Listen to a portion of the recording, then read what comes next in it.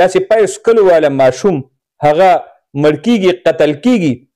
او ټول قوم ځي او هلته به خوراکونه کوي او پلاونه به خوري او خوشحالیانې به مناوئ. شرم خبره ده د ټول پښتونخوا له او د ټولو پښتنو له او ټولو انتظامیې له. زه خو سوچ کوم چې دا خبر راغلی دی او موږ ته نن ډېر زیات ټلیفونونه زما د خپل کلي وزیر ګړی نه هم شوي دي او مسلسل دې کې رابطې هم کېږي. او دا خبره زه کومه دا صرف د وزیر ګړی نه ده، دا د ټولې خیبر پښتونخوا هم ده او دا د ټول نوښار ده او دا داسې ایشو دی چې دې کې د ټولو سیاستدانانو سرونه جنګول پکار دی او د دې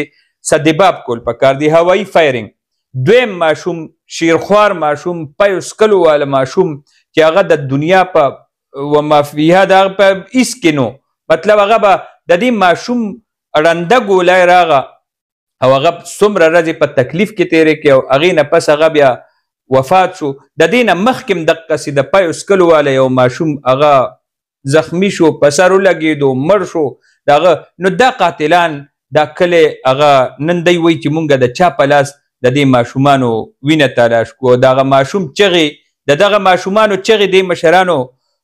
مشرانو په دپاره یو چیلنج دی. د دغه ماشومانو دا وینه دا د وزیر ګړی نه، دا صرف د وزیر ګړی نه، دا د نوښار او د خیبر پښتونخوا د حکمرانانو، انتظامی افسرانو، عمایدینو، مشرانو هغوی ته اوازونه ورکوي چې زمونږ قصور څه و، مونږ په څه وجولی شو، په څه مو جرم و او څه ګناه مو کړې وه. زه دغه خوشحالۍ مناولو والا ته پیغام ورکوم چې ای به م وایي چې مونږ خوشحالي منو کړې ده چې یو ګولی خو وچلوله او په دې ړندو ګولو په کم سر کې یو بېګناه سړی قتلیږي. نو دغه خوشحالي که هغه د ماشوم پیدایشي که هغه واده وي نو هغې کې لکه هغې کې به الله برکت څنګه اچوي. دغه خو شر او فساد شو. زه بله خبره کومه چې په دې شیشه باندې د دې هوایي فایرنګ او د دې نه د قتل عام چې دا کومه سلسله شروع شوې ده نو دا زه بدامنۍ سره هم تصور کوم او پولیس دې کې غټ کردار ادا کړي چې علاقې مشرانو سره په دې باندې مختلفو علاقو کې او جوماتونو کې او د جمعې منځونو کې باقاعده په دې خبرو کې امامان پکې خپل کردار ادا کړي، مشران پکې خپل سیاسي کردار ادا کړي او اجتماعي طور باندې دا فیصله وشي چې کوم ځای کې په واده کې هوایي فایرنګ وشي نو چې په هغې نه سماجي بایکاټ اعلان وکړي. یاره په داسې واده کې شرکت به هغه څه کړي چې هغې د ډزو د ړندې ګولۍ د لاسه داسې یو شیرخوار ماشوم مړ کېږي، داسې 5 کلو والا ماشوم هغه مړ کېږي، قتل کېږي او ټول قوم ځي او هلته به خوراکونه کوي او پلاونه به خوري او خوشحالیانې به مناوئ. شرم خبره ده د ټول پښتونخوا له او د ټولو پښتنو له او ټولو انتظامیې له. زه خو سوچ کومه چې دا خبر راغلی دی او دا مړی شوی دی نو چې د دې ماشوم د وینې له مونږه جواب څه ورکو او دا مشران ولې اوده پراته دي. نو د دې دپاره جي امن جرګه کمال شاه باچا صاحب په دې وطن کې ډېر د خیر ښېګړې کار کوي. کمال شاه باچا صاحب د امر بالمعروف او نهي عن المنکر اصل چې کوم کار دی نو هغه زما په خیال هغه فریضه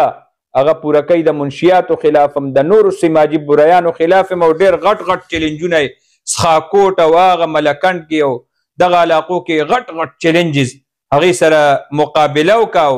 هغه بدیانې ختمې کړي، هغه سماجي برایانې د جړو نه وویستې. نو کمال شاه باچا صاحب یو ریکویسټ تاسو ته دا مونږ کوو، مونږ خپله تاسو سره په دې فیلډ کې ګرځو او حصه یو خو د ټولې علاقې د طرف نه د دې ټولو مشرانو د طرف نه متاثرینو د طرف نه تاسو ته دا ریکویسټ دی چې د هوایي فایرنګ حوالې سره جرګه متحرکه کوي. ټوله خیبر پښتونخوا کې سماجي طور باندې ټول سیاسي جماعتونه په دا کېنوئ او د دې اعلان وکړئ چې په کوم واده کې هوایي فایرنګ وشي. نو چې یو خو هغه هوایي فایرنګ مجرم هغه کسانو چې کم ځای کې شوي وي او کسان بوزي نو چې هغه خلکو پسې څوک هم راځي چې هغه په ضمانت نه پرېږدي. دویمه خبره دا ده چې د دغې نه سماجي بایکاټ چې په دغه واده کې به څوک هم شرکت نه کوي، کم از کم چې دا مشران کوي او بیا په دې موبایل په شیشو ښیي چې نن دلته واده او صرف د دې وجې نه مو شرکت نه دی کړی چې هغې کې هوایي فایرنګ شوی دی، ډزې پکې شوي دي او پته نشته چې کوم ځای په پکې بېګناه ماشوم او بېګناه وینه هغه توی شوي وي. نو دا ډېر لوی کار د سید کمال شاه باچا د نورو کارونو غوندې دا کار هم انتظار کوي.